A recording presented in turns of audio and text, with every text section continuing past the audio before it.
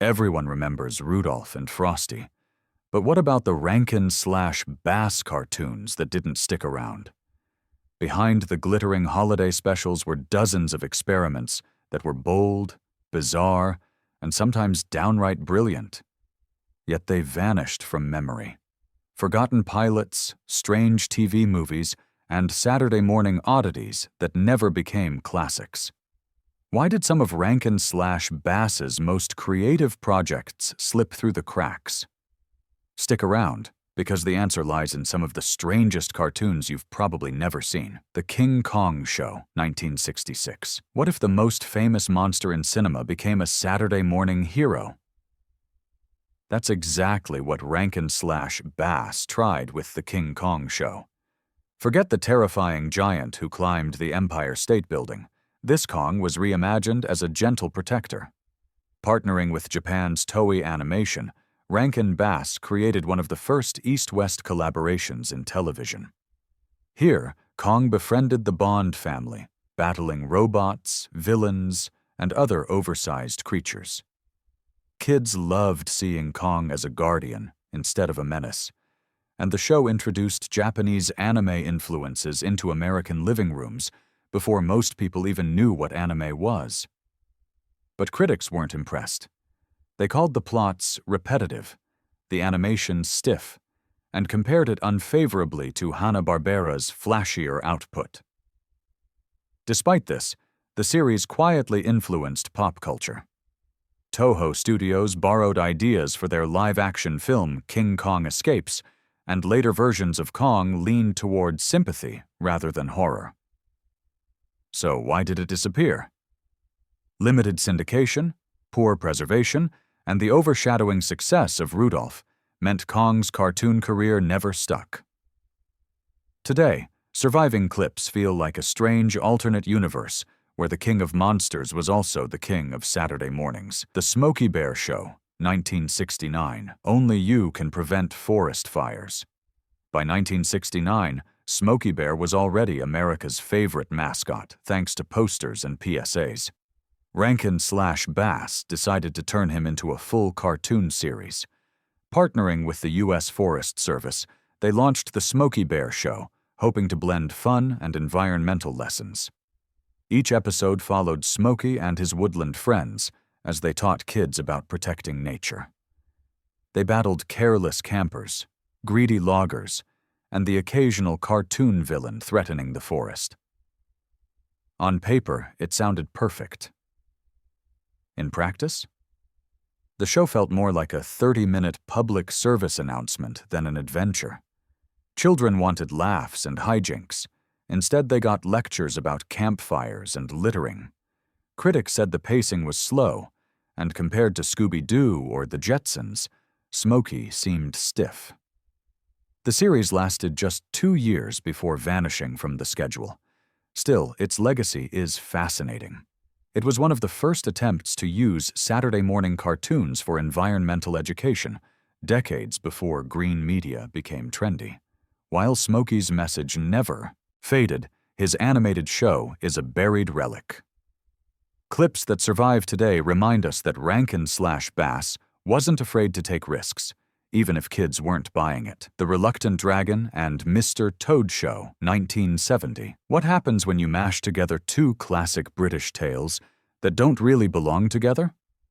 Rankin/Bass tried to answer that with The Reluctant Dragon and Mr. Toad Show.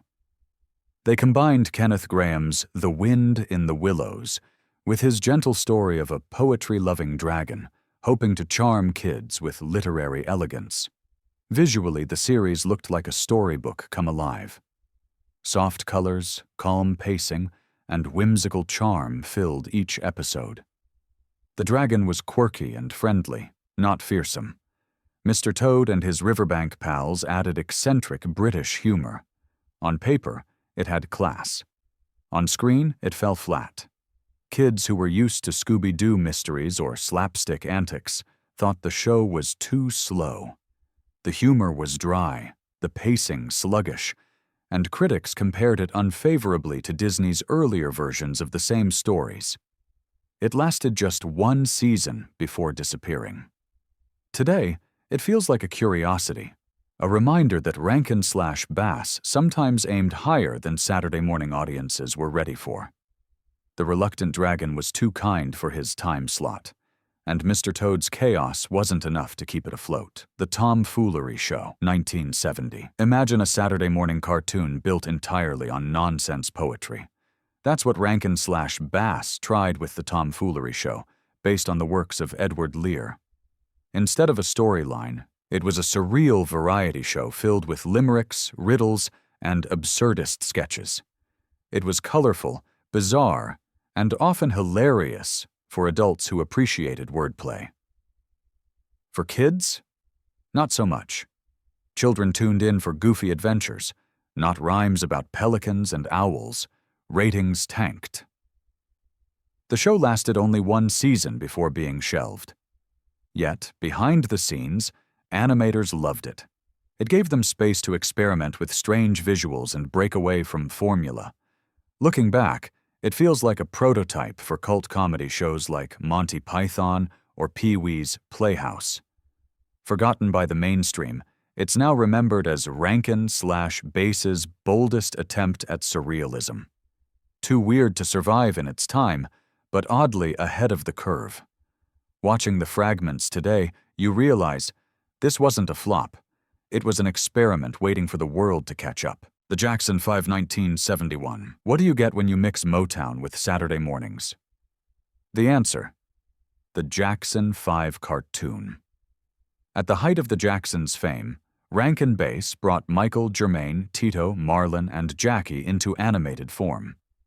Each episode played like a mix of sitcom, music video, and slapstick comedy. The group went on wacky adventures while their real songs, like ABC and I'll Be There, blasted in animated performances. Outsourcing animation to Britain's Hollis and Batchelor studio gave the show fluid visuals and a splash of international style. For kids, it was magical. Seeing their pop idols on TV every Saturday, even in cartoon form, was electric. Michael's animated counterpart became an early symbol of his rising stardom. But there was a catch. The real Jacksons didn't voice themselves. Professional actors filled in, which left some fans disappointed. The cartoon ran for 2 seasons before being eclipsed by the group's real-life fame. Concerts, TV specials, and endless press made the animated version feel unnecessary. By the mid-70s, it had quietly disappeared. Still, the Jackson 5 deserves credit as one of the first true music-meets-animation crossovers, paving the way for shows like Jem and Josie and the Pussycats. Forgotten today, but once the ultimate pop culture time capsule. Festival of Family Classics, 1972. What if Saturday mornings tried to teach you literature instead of slapstick? That was the bold idea behind Festival of Family Classics. Rankin/Bass wanted to move beyond Santa and Snowman, so they created an anthology that adapted works like The Jungle Book, The Last of the Mohicans, and 20,000 Leagues Under the Sea. The animation was handled by Topcraft, the Japanese studio that later evolved into Studio Ghibli. You can see hints of that future artistry in the flowing watercolors and distinctive character designs.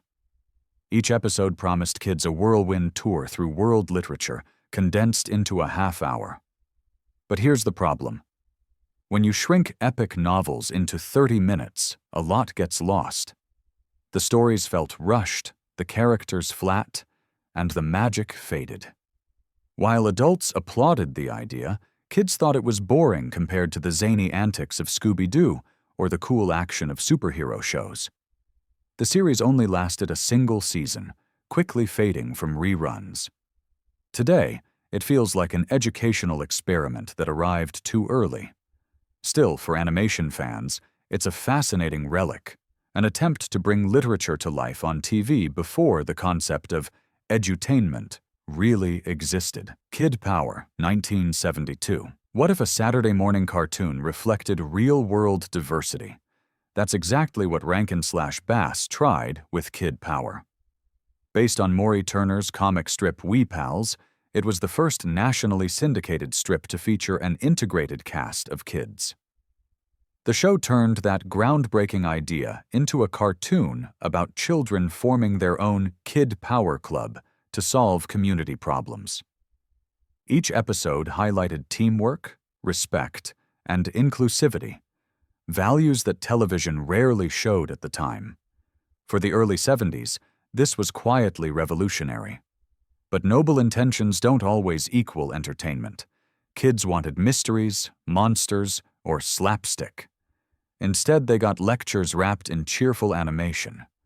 Compared to louder, flashier shows, Kid Power often felt slow and a little too wholesome. It lasted just one season before disappearing from the schedule. Yet its place in TV history shouldn't be overlooked. Kid Power was Rankin/Bass at their most socially aware, trying to show America's kids that television could mirror real life, not just fantasy. Forgotten now, but a reminder that cartoons once tried to nudge the culture forward. The Osmonds, 1972. What happens when you take a real-life pop family and drop them into a cartoon adventure? Rankin/Bass thought it would be pure gold. Riding on the success of the Jackson 5, they launched The Osmonds, an animated series featuring Donnie, Marie, and their siblings. The concept was simple. The Osmonds traveled the world, performed songs, and got into wacky escapades. Unlike the Jacksons, the real Osmonds actually lent their voices, which gave the show a dash of authenticity. Each episode featured animated performances of their real hits, mixed with comedy storylines about globe-trotting adventures. But the timing worked against them. By 1972, the real Osmonds were already everywhere, on TV specials, live concerts, and teen magazines. Audiences didn't need a cartoon version when the real thing was plastered across screens. The writing was weak, the humor flat, and the series only lasted a single season. Today, it's remembered as a curious attempt to capitalize on pop culture fame. A relic of the moment when animation and celebrity collided, but the experiment didn't stick. The Red Baron, 1972. What if history's most feared pilot became a Saturday morning hero? Rankin/Bass tried just that with the Red Baron, though this wasn't the real World War I ace. Instead, it was a bizarre reinterpretation drawn from toy lines and comics. Here, the Red Baron wasn't a villain. He was a colorful hero who flew his biplane through surreal adventures. The show mixed psychedelic visuals, aerial dogfights, and slapstick humor, clearly borrowing from the counterculture aesthetics of the early 70s. But the concept was a tough sell. Parents scratched their heads at the idea of turning a historical figure into a goofy cartoon hero. Kids, meanwhile, found the tone confusing. Some episodes leaned silly, others leaned strange, and the inconsistency drove viewers away. It was canceled quickly and forgotten almost immediately. Still, it's a fascinating example of Rankin/Bass's willingness to gamble on weird ideas. Looking back, it feels more like an art project than a children's series. Bold, colorful, and destined to be forgotten. The Enchanted World of Danny Kaye, The Emperor's New Clothes, 1972. What happens when a Hollywood legend teams up with Rankin, divided by Bass, to retell a fairy tale?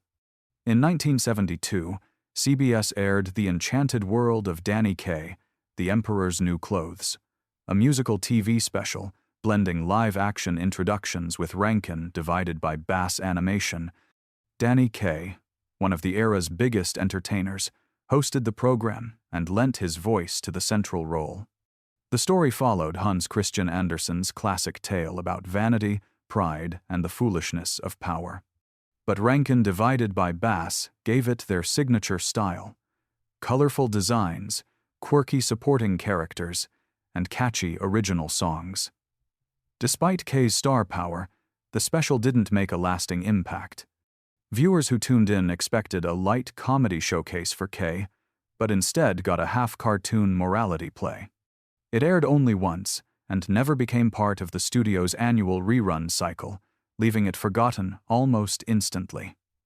Today, The Emperor's New Clothes is mostly preserved through rare VHS transfers and fan recordings.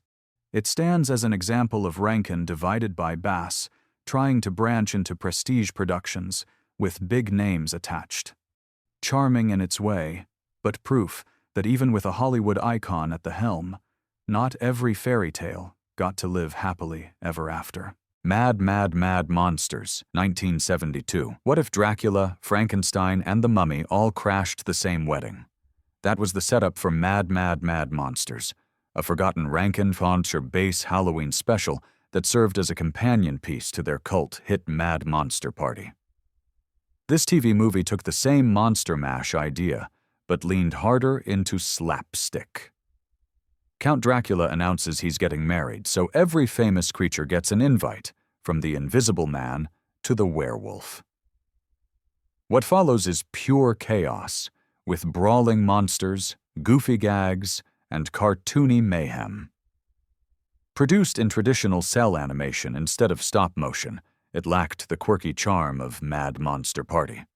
Critics at the time called it too silly, and kids didn't warm to it either. Without annual reruns like Rudolph, it quickly disappeared from TV schedules. Still, it's a fascinating piece of Rankin/Bass history. You can see their attempt to pivot Halloween into the same annual event territory as Christmas. It didn't stick, but the ambition was there.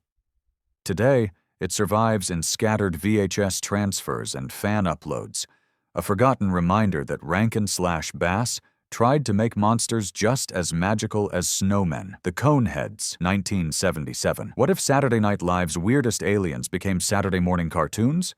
Rankin/Bass thought it might work. In 1977, they created a pilot for an animated Coneheads series, based on Dan Aykroyd and Jane Curtin's pointy-headed characters. The cartoon leaned into the Coneheads' awkward attempts to blend into suburban America. They misunderstood slang, devoured bizarre amounts of food, and baffled neighbors with their strange behavior. Rankin/Bass wrapped it all in bright, colorful animation, half comedy, half satire. But NBC got cold feet. Executives weren't sure the adult humor of SNL would translate for kids, and the pilot never went beyond one airing. Instead of pioneering adult animation decades early, it became a forgotten curiosity. Looking back, it's easy to see how ahead of its time it was. If it had survived, Rankin/Bass might have been credited with launching adult cartoons years before The Simpsons. Instead, the Coneheads remains a lost experiment, remembered only by die-hard collectors who stumbled across fuzzy recordings. The Hobbit, 1977. Before Peter Jackson, before CGI, there was Rankin/Bass's The Hobbit. In 1977, millions tuned in to watch their animated version of Tolkien's classic novel. Produced with Japan's Topcraft Studio, the movie featured eerie watercolor backdrops, haunting music, and a design style that made Middle-earth look otherworldly.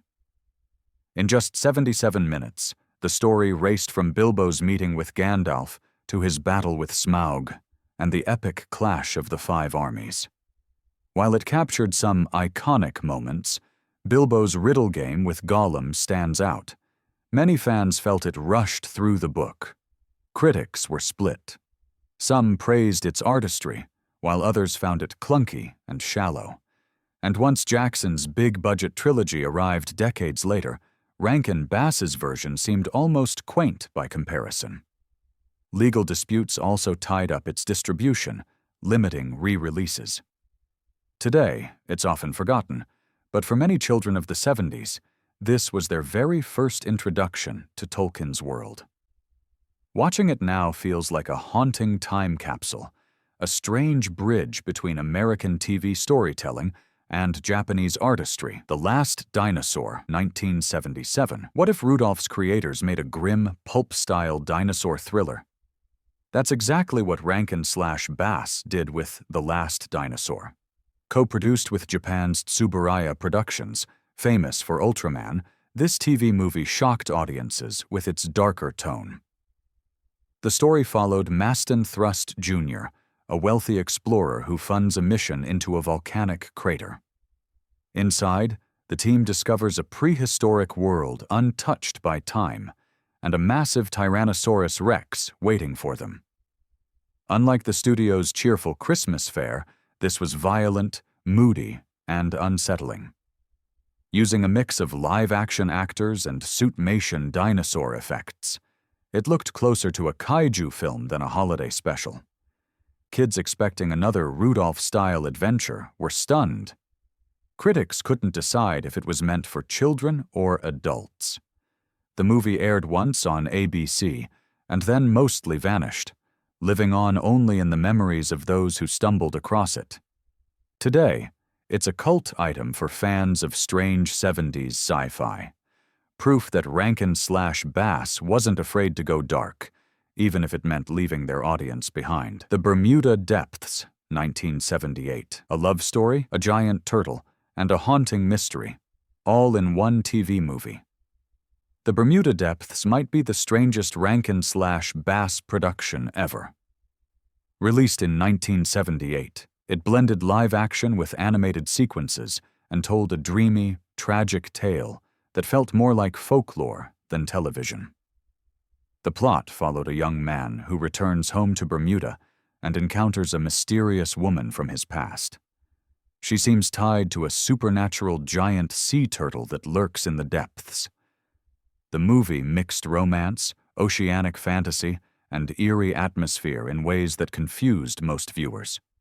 Critics didn't know what to make of it. Was it a kid's adventure?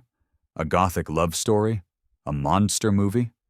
It was all of them, and none of them. After its initial airing, it was rarely rebroadcast, leaving behind only whispers from those who had seen it.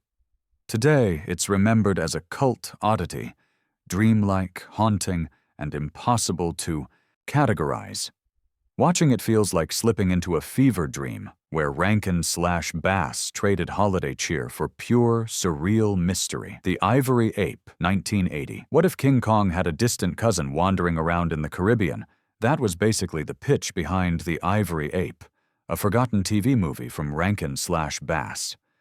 Unlike their holiday cheer, this was a serious drama built around conservation themes. The story followed the discovery of a rare white gorilla, instantly targeted by profiteers who wanted to capture it. Scientists and locals clashed over its fate, turning the film into a morality play about greed versus preservation. Rankin/Bass leaned heavily on live action, with the ape itself portrayed through costumed performers and special effects. It wasn't exactly thrilling. Critics said the pacing dragged, and audiences who expected action got more debate than spectacle. Without the fantasy flair of The Last Dinosaur or the surreal touch of Bermuda Depths, it ended up being neither exciting nor memorable. Still, it reflected Rankin/Bass's interest in ecological themes long before ecodramas were popular. Today, it's a relic that surfaces only in fan circles, reminding us that the studio wasn't afraid to step into live-action storytelling, even when it didn't land. The Bushido Blade, 1981. What if Rankin/Bass made a samurai epic instead of a Christmas special?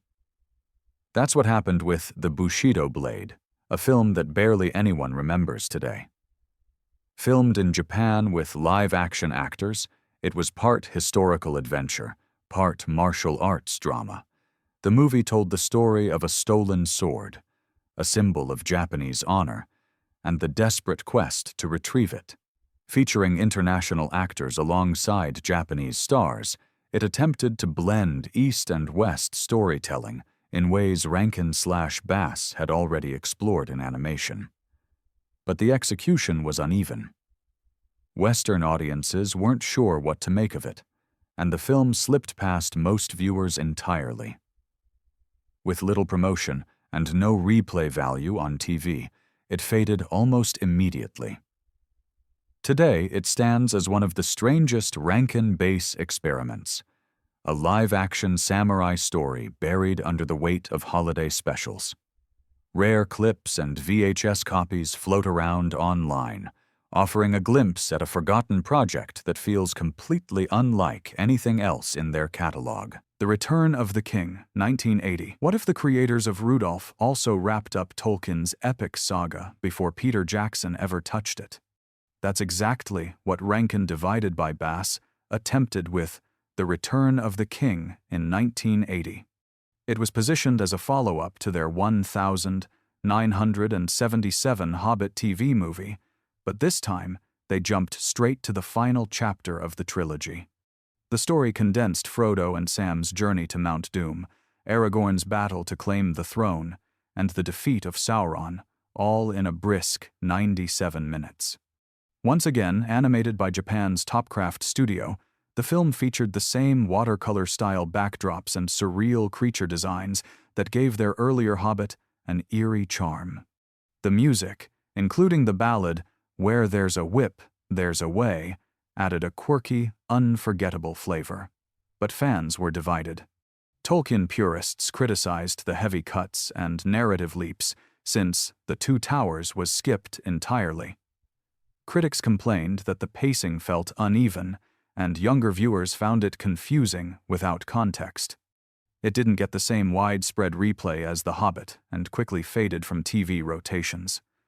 Still, The Return of the King is worth remembering.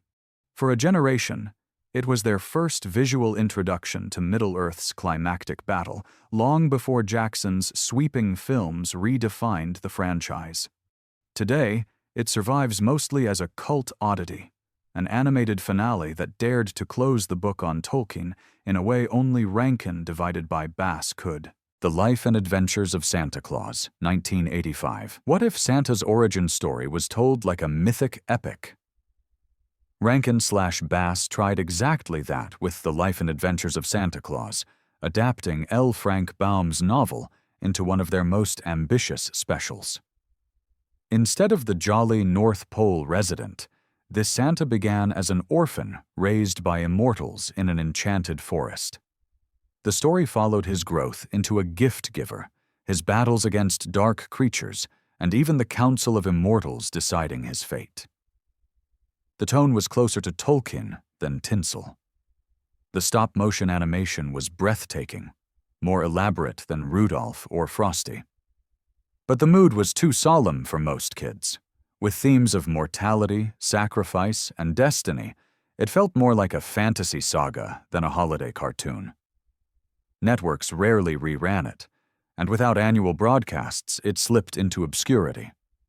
Today, it's remembered as a lost masterpiece, Santa not as a cheery mascot, but as a mythic hero. A daring swing that proved Rankin/Bass wasn't afraid to challenge expectations. The Wind in the Willows, 1987. What if Rankin/Bass returned to British classics one last time? In 1987, they produced The Wind in the Willows, adapting Kenneth Grahame's beloved Riverbank Tales into a standalone special. The animation had charm, with mole, rat, badger, and of course, the reckless Mr. Toad brought to life in warm colors and gentle pacing. But it arrived at the wrong time. By the late 80s, Disney was dominating animation again, and Rankin/Bass's style looked dated. Audiences barely noticed it. Without re-airings, it vanished almost instantly. Compared to Disney's versions of Grahame's work, this special had little cultural staying power. Yet for those who've seen it, it carries that unmistakable Rankin/Bass touch, soft narration, whimsical visuals, and a respect for source material. Forgotten by most, it quietly marked the end of an era for the studio, closing the book on decades of experiments outside their holiday comfort zone. And there you have it, 20 Rankin/Bass cartoons and specials that time buried under Rudolph's glowing red nose. From dragons to dinosaurs, samurai to sea turtles, this studio took risks that most of us never knew existed. Some worked, most didn't, but all of them prove Rankin/Bass was far more daring than their holiday reputation suggests. Which one of these forgotten gems do you wish would make a comeback? Drop your pick in the comments and don't forget to like, share, and subscribe for more lost treasures from animation history.